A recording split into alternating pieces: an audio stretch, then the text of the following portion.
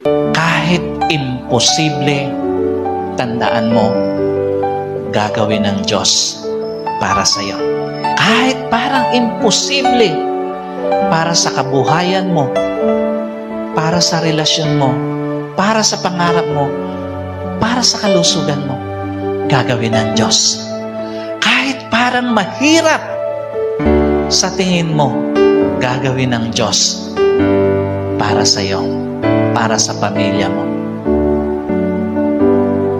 Maniwala ka, walang hindi kayang gawin ang Diyos para sa iyo.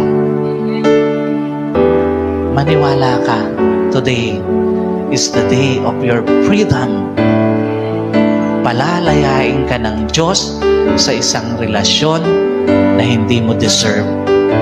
Today, kasama sa dahilan bakit muling nabuhay ang Panginoon ay para palayain ka sa isang kabuhayan na hindi mo deserve, sa isang pangarap na hindi mo deserve, sa isang kalusugan na hindi mo deserve. Maniwala ka, today is your freedom para sa bagay, para sa buhay, para sa isang journey na hindi para sa iyo.